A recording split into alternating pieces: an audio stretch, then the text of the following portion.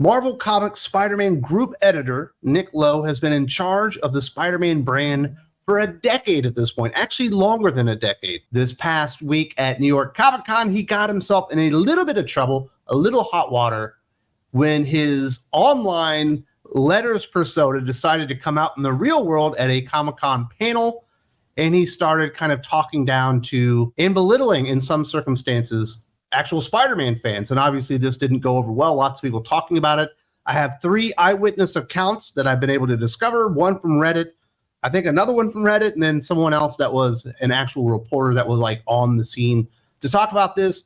And it's no secret that I'm no fan of Nick Lowe and his smarmy douchebag persona that definitely comes through in mass volume in his letter pages. Apparently, that's exactly who he is in true life. We kind of knew that. But when it comes to his management, his stewardship of Spider-Man, it has been a colossal failure.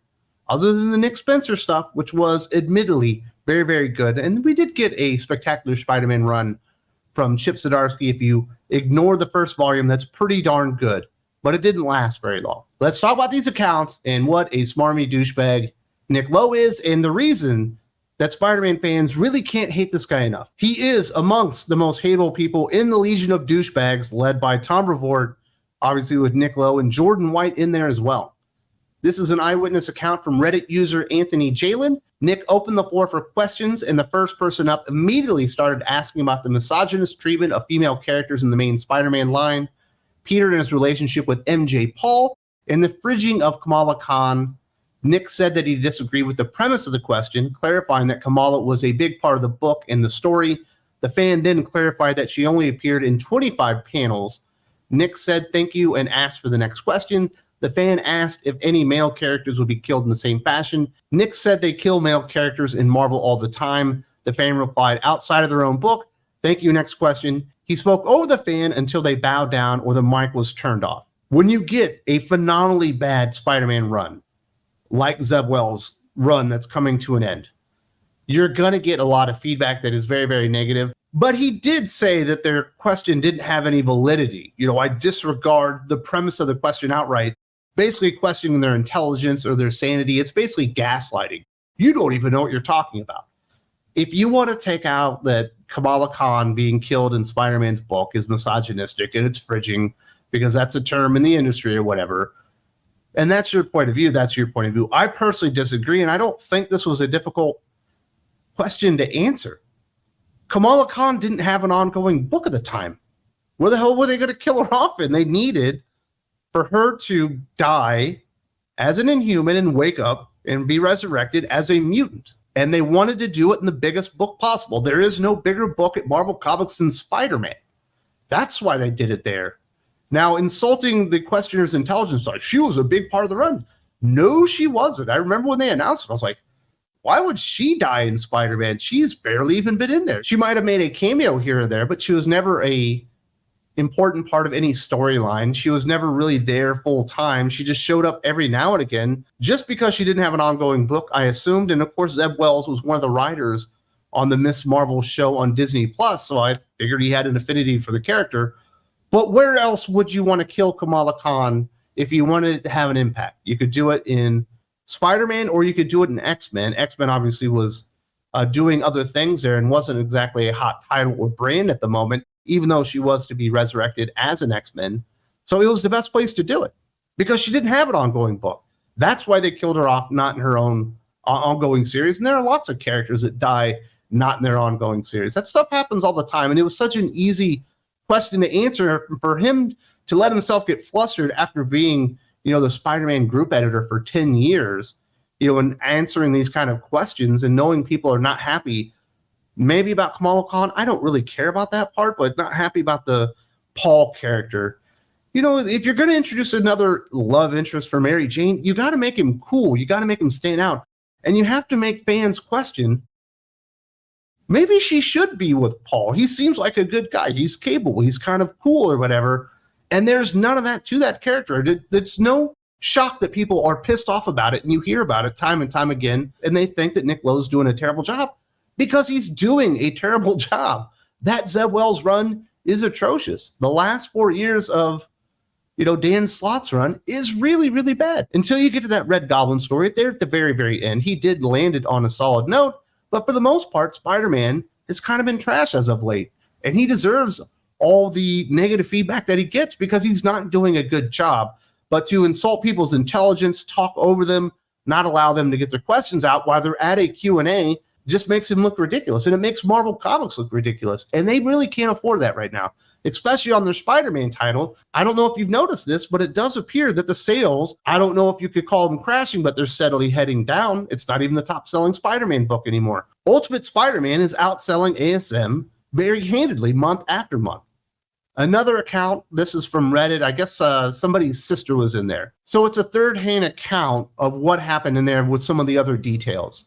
Several people asked similar questions, and some were asking why they wouldn't just get Pete and MJ back together like everyone wanted.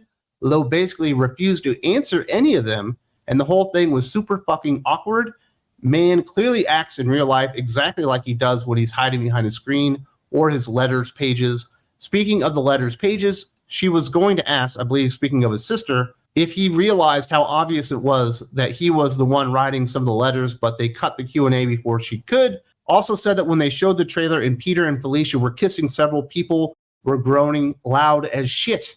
It's been a long time since One More Day, and I don't know if Nick Lowe and Tom Revort and C.B. Cebulski, Dan Buckley, and all the other leaders at Marvel Comics have realized people are not giving this up. They're not just like, you know what? It's in the past. We're going to put that one behind us. We don't want Peter and MJ back together. They're never going to give it up until you give them what they want. And ultimately, if they reject Paul, if they don't want the Peter and Felicia relationship, which doesn't even make sense because Felicia's a lesbian now. I mean, Zeb Wells did an entire issue about Felicia letting him go, and Peter was looking like a loser again. I made a video about it. At some point, you do have to acquiesce and admit that you're wrong. The fact that he hasn't been able to unfuck the situation in 10 years just kind of demonstrates not only what like a self-righteous douchebag Nick Lowe is kind of as a professional and a person, but kind of what an idiot he is that he hasn't been able to figure this out. Now, during the Nick Spencer run, Peter had, the engagement ring. It was in his pocket. He was ready to pop the question. Obviously, things happened. He wasn't able to do it, but they were very, very close without undoing One More Day to getting Peter and MJ back together full time and basically engaged. And that's something that people are looking forward to. I wonder why Nick Spencer's run is basically well liked by people, because Marvel were finally addressing the elephant in the room, or we're doing stuff to actually fix it.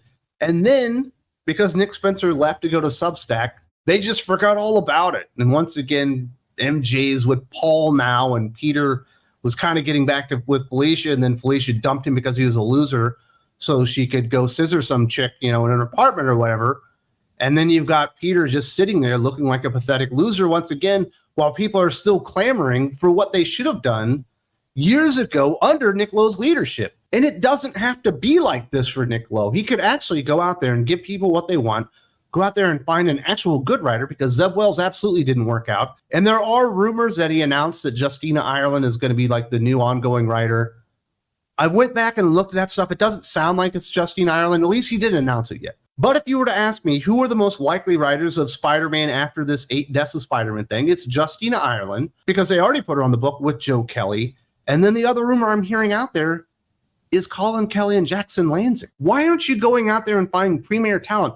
Why aren't you going out there and finding young talent that has proven that they know how to write comic books? Because all 3 of those people have proven they don't know how to write comic books, and this stuff is just going to get worse. In 2 years, Nick Lowe is going to be at New York Comic-Con once again, answering questions about this stupid-ass storylines in Amazing Spider-Man, bridging Kamala Khan, why Peter and MJ aren't back together, probably why Paul is still alive, and he's still going to be a smarmy douchebag. Like, it's never going to get better for Spider-Man fans. Never going to get better. Stop holding out hope. Nothing will ever change as long as Nick Lowe is in charge. This is what Christian Angeles, who is one of the writers for the Comics Beat, who I guess was also in attendance, had to say about the reactions and everything, and him basically carrying water for Nick Lowe being a jackass in front of everybody at New York Comic Con. It's a fact that online fandom will never be happy with whatever is happening in the Spider office. Whoever is in the writing chair will be hated, Dan Slott, and dissed, Zeb Wells. And the editors will be a convenient punching bag for whatever the take of the day is. Quick tweeting of alternate facts just adds to the brouhaha. All that said, when running a panel in front of the public, editors probably should be ready to defend their decisions a little less awkwardly, especially with an event as legitimately controversial as the death of Kamala Khan. I vehemently disagree that the death of Kamala Khan was controversial. It's the best thing Zeb Wells did as the writer of Spider-Man. Good job. You killed off a character that no one liked. Unfortunately, they brought her back, within 2 weeks or whatever. But who cares about that? And it's talking about like the tweet of the day, the take of the day. One More Day happened over 30 fucking years ago, man. And people are still talking about it. That ain't the take of the day. That's the take of the fucking millennium, man. That is the temperature in the room. That's how Spider-Man fans feel. And going out there and carrying water is like, it doesn't matter who's there. They're going to hate them, like Dan Slott. Dan Slott is a rude pig. He's a fucking asshole, and he talks shit to people when his Amazing Spider-Man run isn't very good. And look at all the stuff that he created in Amazing Spider-Man. The fucking Spider-Verse. Get the fuck out of here, Dan Slott. There's a reason that man is hated, and it goes beyond his shitty, for the most part, Spider-Man run or diss Zeb Wells. Zeb Wells has a terrible run. You forgot to mention Nick Spencer in there, the guy that's sandwiched in between the two of them. Were there detractors? Absolutely. Were they a loud vocal majority? Absolutely not. Because for the most part, Spider-Man fans were happy. Will there ever be a unanimous utopia of Spider-Man fans just being happy with the direction of Spider-Man at any given time? Absolutely not. The fandom is too fucking big. The character's too popular. There's way too many comic books out there. There's a lot of history, and there's a lot of things that people hold dear about the character, and none of them are the same between two people. For all the fans of Peter and Jay getting back together, for every one of them, there's like a quarter of a person that wants Peter and Felicia together. It's probably 4-1 when it comes to popularity of who Peter should be with. Now, if you put Peter with MJ, the people that want him to be with Felicia are going to be mad. If you put him with Felicia, the people that want him with MJ are going to be mad. Of course, there are going to be disagreements with the direction of Spider-Man. But this idea that it doesn't matter who it is, they'll always be hated. No, if you actually put a good writer in there, and if you have good storylines with something to say about Spider-Man that rings true to the character, and you throw a little action in there with a good artist, Spider-Man fans are by and large going to be pretty fucking happy because they haven't gotten that very often for the last 15 years, certainly the last 10 years under the leadership of Nick Lowe in there. And it's douchebags like Christian Angeles that are always carrying water for these guys and never holding them to task. Nick Lowe should be out there apologizing to the people he disrespected and to Marvel Comics themselves for making them look like idiots, for rolling him out there for a major panel to go out there and make a jackass not only of himself, but the entire company. That's what happened. Nick Lowe has been there for 10 years. It's time for him to move on. Who should replace him? I don't know. Do I want Jordan White in there? No. Tom Revort? No. Will Moss? Maybe, but probably not. They should probably go out there and actually hire somebody that knows how to write stories and put them in charge of one of their major lines. That's the thing that they're missing across the board at Marvel Comics these days. Back in the day, Len Wein would have been the fucking group editor over Spider-Man. Guess what Len Wein was? A fucking good writer. That's the big problem. You go out there and you hire these idiots like Nick Lowe that know nothing about how to structure story, and then you put them in charge of the thing, and now they have more responsibility than ever to where they're coming up with the stories themselves, and everything falls apart. And the guy's an asshole to boot. So there you go. If you need more evidence of that, Doc and I had a conversation recently about people being really pissed off at Nick Lowe. Once again, this time on social media. It was a few weeks back. If you haven't seen this video, definitely check this one out. If you need further evidence that this guy is definitely a card-carrying member of the Legion of Douchebags.